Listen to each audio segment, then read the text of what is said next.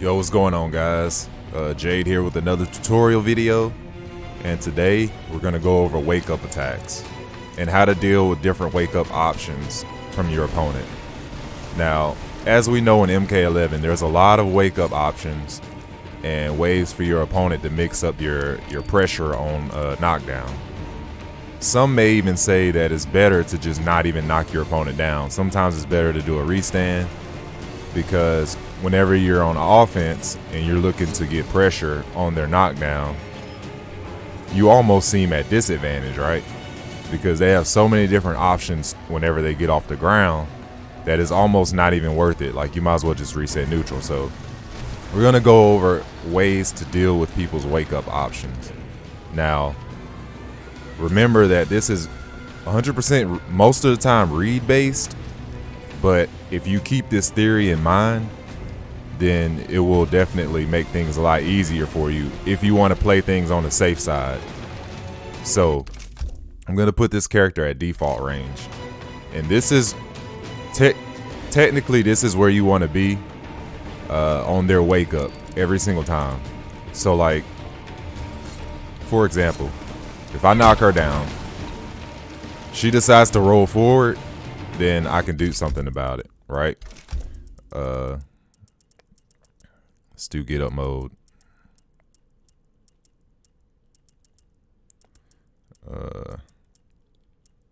Forward roll. So if I knock her down, she rolls forward, then I can punish her for it, right? If she rolls backwards,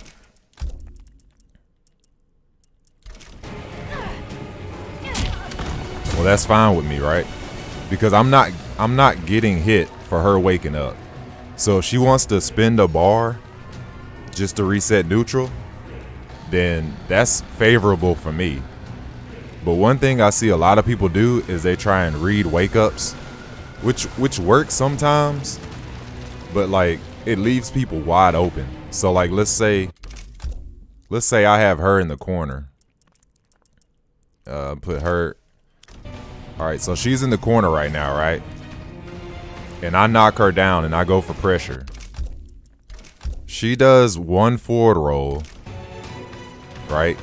So I'm gonna set her to, as a matter of fact, I'm gonna set myself to do it. Let's say I'm Katana, right? And we're at close range. Cassie's giving me pressure. She knocks me down or whatever. Hold on, I gotta stop blocking.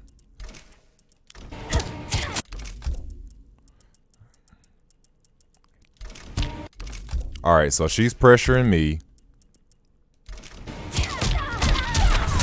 and then she tries to eat my my wake up, right?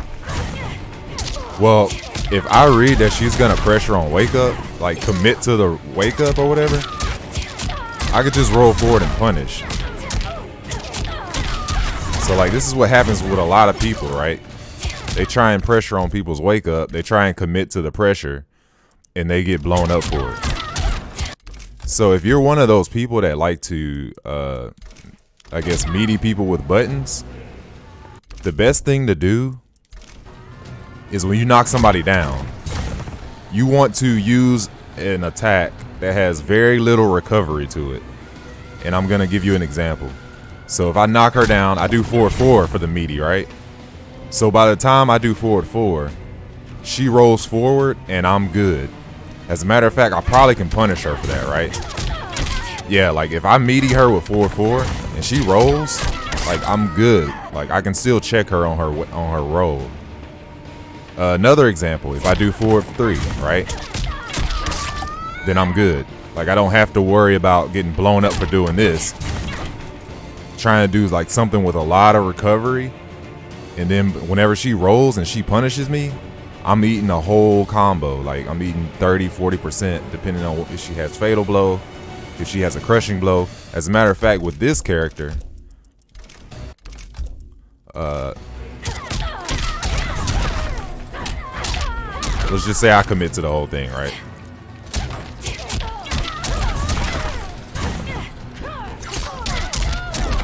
So I rolled, right? Like, I got rewarded because I made the read that they were going to pressure me on wake up. So I roll. And now I got 30%. So you have to pick and choose what you're going to do on wake up. But if you want to keep yourself safe, you want to make sure to use a string that doesn't have a lot of recovery to it.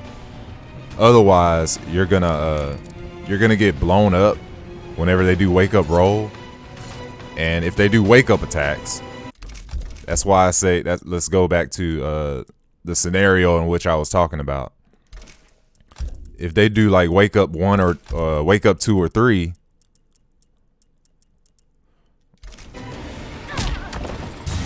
if I space them out at default range or close to sweep range, most of their wake ups are gonna whiff, and then I'm gonna get rewarded for it, right? Because like I read their wake up.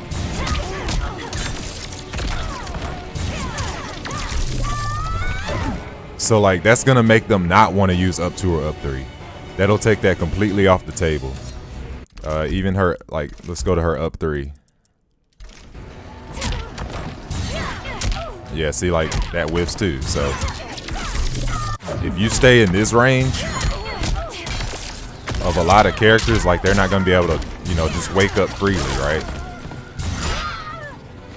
Another option that a lot of high level players use is flawless blocking the wake up. So like if I know that they're gonna wake up with something like that, then I can time their wake up.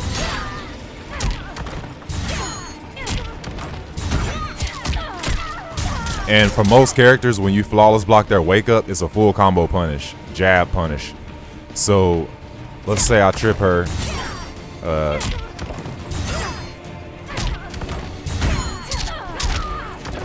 Dang. I trip her, I get a punish. And you always want to go with the optimal punish because you want to put it in their mind not to like do it again. So like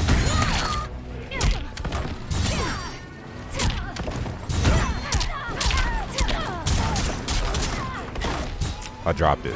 Holy crap.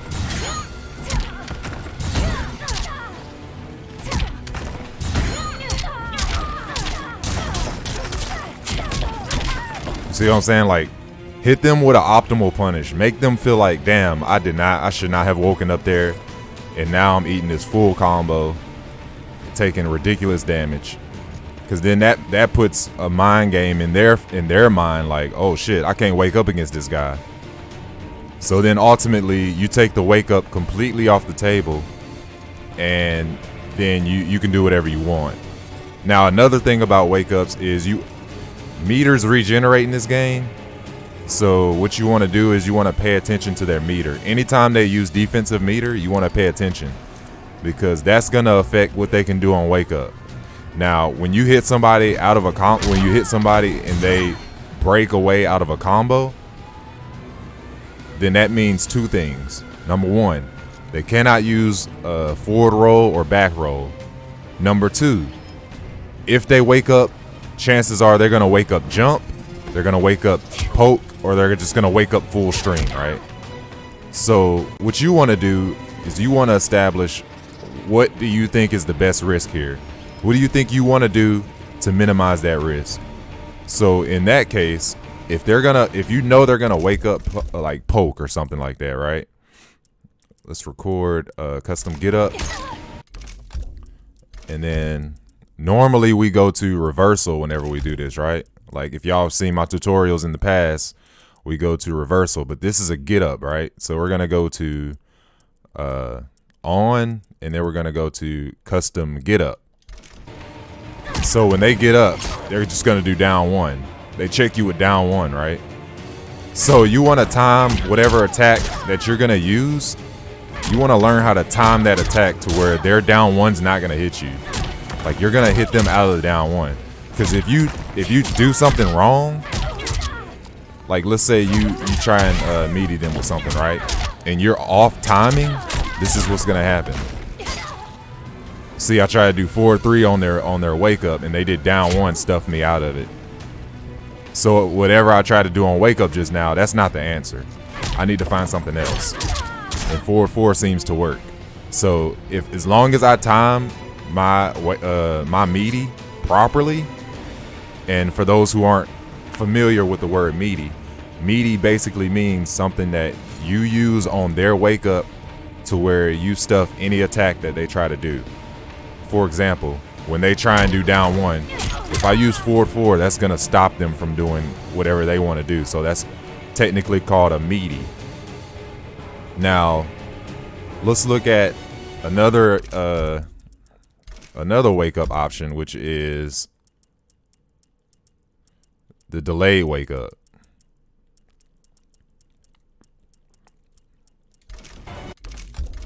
So what makes delayed wake up so powerful is because when they delay wake up, it switches the timing of your meaty. Like, you don't know whether or not you should do a full string. Like, if you try and do a full string, chances are you'll get blown up for it. Like, let me record. As a matter of fact, I'm gonna record Katana doing this because for the most part, that's what a lot of katanas get hit out of this, right?